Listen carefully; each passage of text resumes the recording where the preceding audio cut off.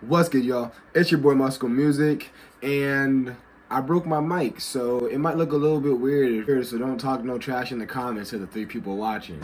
But today, I had a question, and I wanted to talk to you guys about who's the most influential rapper on this modern era rap.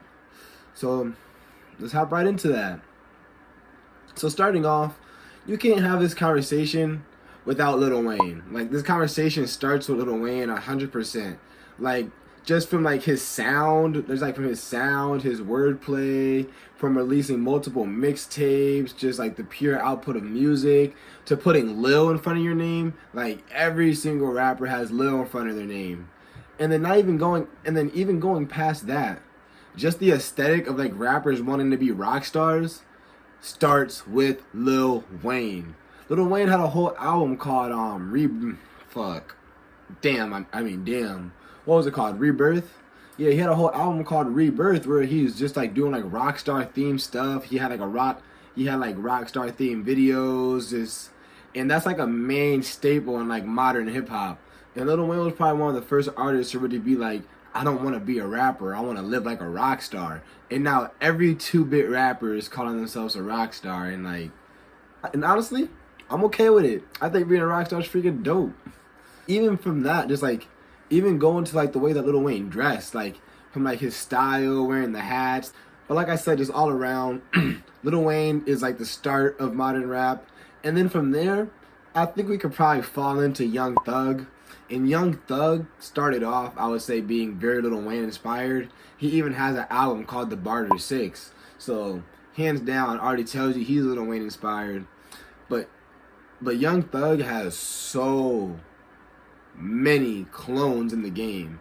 Like, I would say Lil Wayne is the grandfather of modern rap, but Young Thug is the dad. Like, he has so many sons. Like, he is just like popping kids out every day. Especially just Young Thug's whole sound is just super influential. Like, if you just look at all these like Atlanta rappers, who do you have? We have Lil Keed, we have Gunna, we have Lil Baby. Like, the Lil Baby, not as much anymore. Like, he's kind of found his own sound and he's diversified, and he's not as much of a Young Thug clone. But when he first came out, him and Gunna were very, very similar rappers. Like, now I don't see it as much now, but when they first came out, it was kind of hard to differentiate against them. And Gunna is pretty much just a Young Thug clone. So that once again just shows you like Young Thug is just running the game. And then from there, like Gunna is like one of the better Young Thug clones. So he has a bunch of kids, but those are just off-brand Young Thugs once again because Gunna is an off-brand Young Thug. Like, so whoa. All of these rappers these days are just Xeroxes of Lil Wayne. So Lil Wayne was the OG rap. Young Thug was a Xerox of Lil Wayne, or a copy. Gunna's a copy of Young Thug. And from Gunna, we have all the other rappers. We have the Little Keeds. We have the Little Keeds. We have the whole YSL tribe, like influential rap. They were saying like who's like the dad of modern rap. It would have to be Young Thug, and like it's kind of a hands down debate right there. I would say another artist who is super influential for modern rap is Drake. Like, Drake has been relevant for the whole 2010s. Like, he's been like he's dominated the rap genre, and he's dominated the rap genre by introducing other genres to rap and introducing other sounds to rap. Drake is sort of like a rap chameleon. He's always able to just catch the hot sound and just like catch the hot vibe. But Drake reinvents himself like every year, every other year. Like every hit song is a different Drake. Like, and he's just always able to catch the trends. Like, Drake coming out and being who he is really allowed for artists to feel comfortable like blending genres and really stretching genre lines.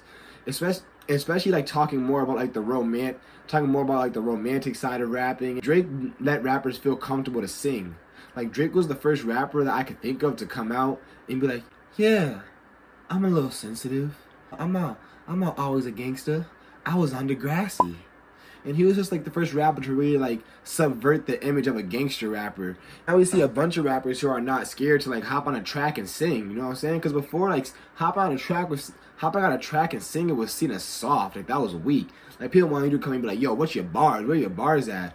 But Drake coming out and dominating the charts really showed that like you can dominate the rap game by not just being a rappity rap rapper gangster. Oh, I'm a killer goon. And then going from there, like you look at modern rap now, you see so many different sounds and like different like artists doing so many different sounds sonically and just trying different things out with their voice. Like if it wasn't for Drake, you wouldn't have someone like Tusi. If it wasn't for Drake, like through a roundabout way in a long way, we wouldn't have someone like Juice WRLD or a Kid Laroi. We wouldn't even have like someone. We definitely wouldn't. If it wasn't for Drake, we definitely wouldn't have a Post Malone because like who like we would not be accepting Post Malone to hip hop if it wasn't for Drake. Like Post Malone would have had to found his lane just being a straight pop singer. Like it would have been like, who's this white dude trying to sing and be all emotional and rappy? You know what I'm saying? Like get out of here with that. Drake might be the most influential rapper of the 2010s. Like he's kind of like just sculpt. Like not only is he the rapper who's been able to hop on every single trend, he hopped on that little like Jamaican vibe trend. He kind of started that little island trend. He's always going around the world and finding the hottest sound. Drake was doing UK like when New York drill was hot. He was doing songs with Fabio Foreign in them, and he was doing like UK drill and just. He's always able to just like find the next trend and find the next wave. When TikTok songs were popping, Drake dropped Tusi Slide, like, and that was just hands down made for TikTok. You can't tell me anything different. Like that was so far from anything Drake's ever made. He just made a dance for TikTok, you know? And I can't blame him. He's a genius. Like I said, Drake's the rap chameleon. Might be the most influential rapper. He broke down so many doors in the industry, like not only by subverting the image of a rapper by not having to be so tough and gangster. He broke down doors by allowing people to try different sounds sonically with their voices and like not be scared to hop in the studio and sing a little bit and still call yourself a rapper. He let rappers feel more comfortable about talking about their feelings and stuff like that. Like once again, if it wasn't for Drake, we would not have a Rod Wave today. We wouldn't have a Rod Wave if it wasn't for Drake. I think it's time that we just hop into like the modern raps, like 2016 to like now 2021. July 3rd is this is being recorded. By Drake subverting the rap genre by being like, hey, you don't have to be a gangster all the time. It let rappers be more sensitive. So then we got artists like Lil Uzi talking about their feelings more, like really opening up. We have artists like X coming in, like not being scared to open up and talk about their feelings, even though him and Drake was beefing with each other. He was definitely influenced by Drake, even in ways that he doesn't know. And by Drake showing rappers that you can sing on tracks, that just let so many people just join the rap industry and just want to try so many different things. And I would say Lil Uzi is someone who's a big influencer on what rap is today. As like of 2021, like in 2016, Uzi was an up and coming and like one of the hotter rappers. Like his sound was very different and unique. Like not a lot of people were sounding like Uzi in 2016, which I know is hard to believe now.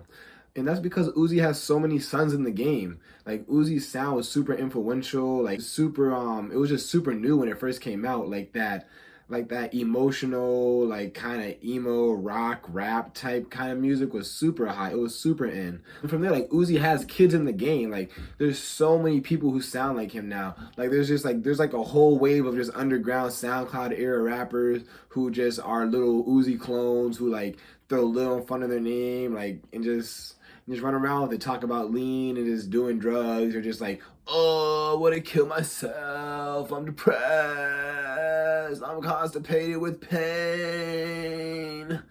But you know, that's just like when you're creating sons in the games, they're not all gonna be good. They're not all gonna be legends. Cause like this might get me some flack, but Juice WRLD is hands down not a Lil Uzi Vert son. Like just their topic matter, like the way they sound and everything. Like while they're not like they don't sound exactly the same, the inspiration from Lil Uzi is huge. And then Juice WRLD himself has a bunch of clones in the industry and a bunch of clones in the game, like people like Ian Dior.